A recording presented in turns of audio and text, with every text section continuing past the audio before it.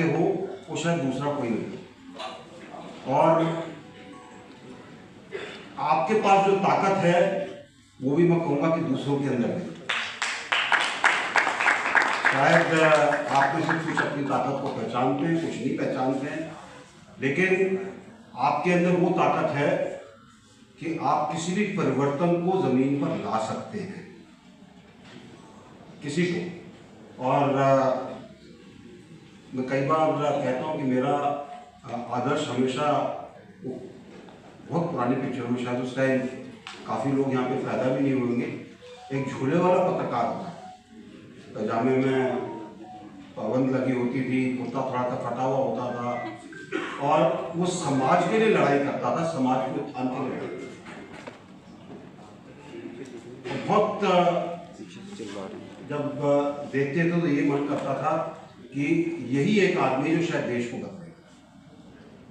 आज स्थिति बदल गई है, चमक धमक ज़्यादा है, लेकिन मुझे लगता है कि जो श्रमजीवी संस्था के साथ जुड़े हैं वो उस कैटेगरी में हैं जो उस झूले वाले से मिलते हैं। मैं आज के आपके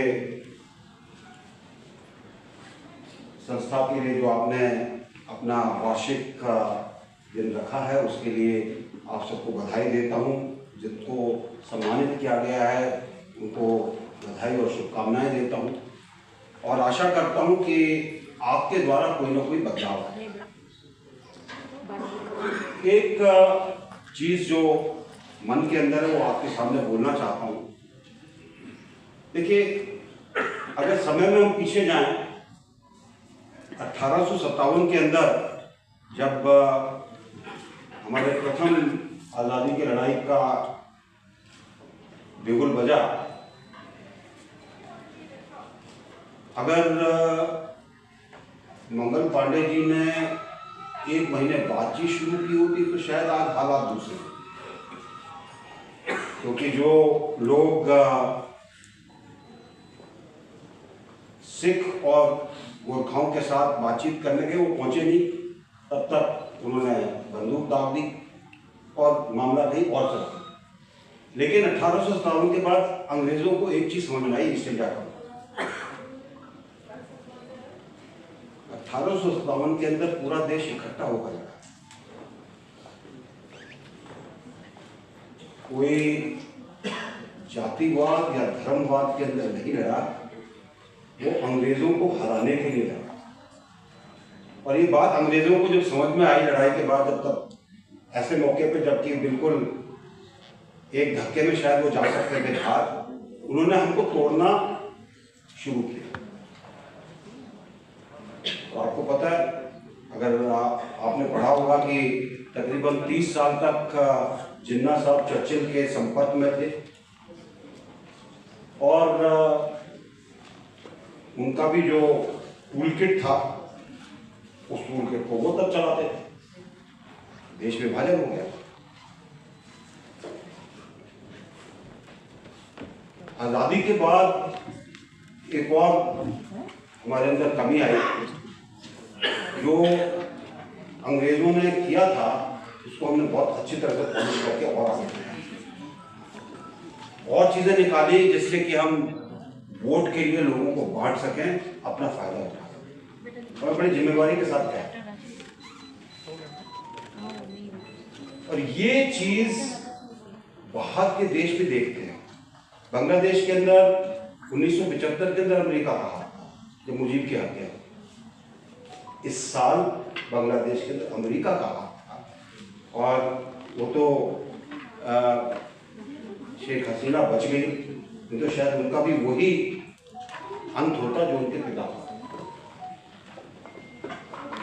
तो कोई भी जब हम कहते हैं कि भारत विकसित हो रहा, भारत विकसित होकर बड़ा बनेगा, भारत आगे बढ़ेगा, दूसरे देश देखते हैं आज यूरोप का हाल क्यों खराब है, इसको सोचिएगा। यूरोप का हाल ठीक नहीं है ना, क्यों है, कौन है उसके पीछे? मैं बोलूंगा नहीं, क्योंकि मैं चाहूंगा कि आप उसको खुद उसके ऊपर रिसर्च करें, खुद उसके बारे में जानें। तो हम जब बोलते हैं कि हम ताकत बन रहे हैं, हम आगे बढ़ रहे हैं, हम ऐसा चल रहे हैं, तो बाकी जो लोग हैं वो देखते हैं अच्छा इनको भी पर निकल आए, इनके पर कैसे काटे जाएं। और हमारे पास हर चीज़ के लिए इतना कुछ है उनके पास, उनके टूल किट के अंदर, कि कभी भी कुछ हो सकता है।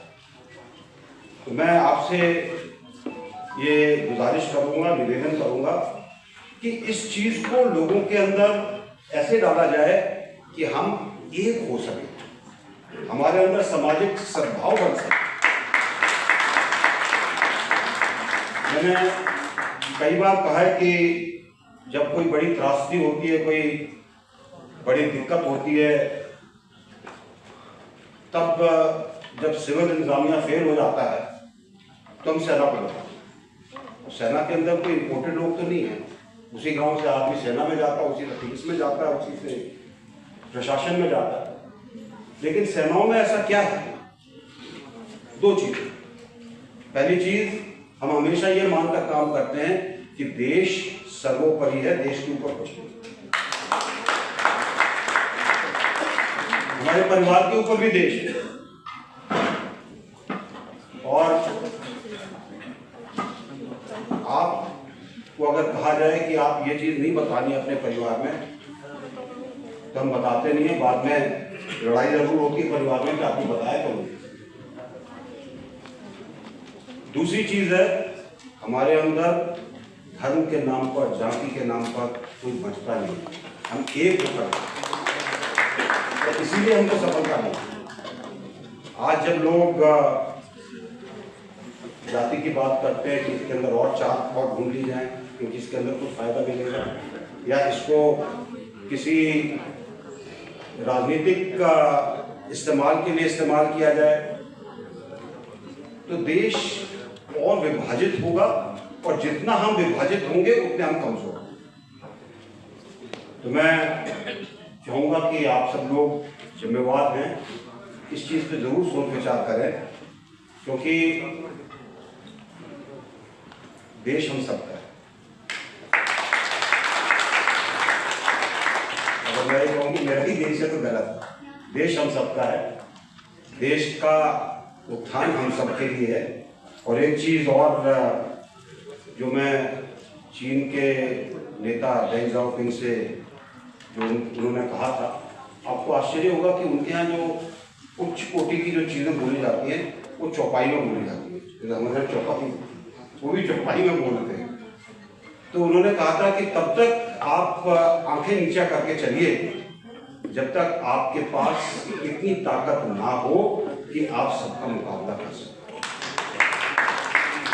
और जब चीन अग्रसर हुआ अपने आर्थिक नीतियों को बदलने में, उन्होंने सर नीचा किया, आंखें नीची की, चुपचाप चलते रहे। आज वो आंखों में आंख डालकर कहते तुम कौन हो, क्योंकि उनके पास आर्थिक ताकत भी है, सामरिक ताकत भी है, सैन्य ताकत। तो ये हमारे यहाँ दिक्कत क्या होती है कि एक चीज अगर खाका हम पेपर पे खींचते हैं, उसको मान लेते हैं कि वो पूरा हो गया। अभी मिसाइल बनाई है, मिसाइल का तो भी आइडिया ही आया है, मिसाइल बनी नहीं, उससे पहले ही हम कहते हैं ये मिसाइल जो है यहाँ से नॉर्थ पोल तक पहुँच जाएगी, है ऐसा। तो आप जो मेरा बनते, तो आप जो कि धरातल से जुड़े हैं, जो कि उस सेगमेंट में से हैं, जो ज़्यादा टीआरपी लेते हैं, उसके ऊपर उसके अंदर आपका अंश होता है, तो वो इसको जरा देखिएगा, क्योंकि बिना इसके जो विकसित भारत की कल्पना है, तो सक्षमता हमारे अंदर नहीं आएगी। क्योंकि बहुत लोग तब तक अपने टूल किट लेकर खड़े होंगे कि कैसे हम भारत को ध र और त को अलग कर सकते। यही आपसे कहना था, आपके बीच में आया, उसके लिए आपने बुलाया, उसके लिए बहुत बहुत धन्यवाद।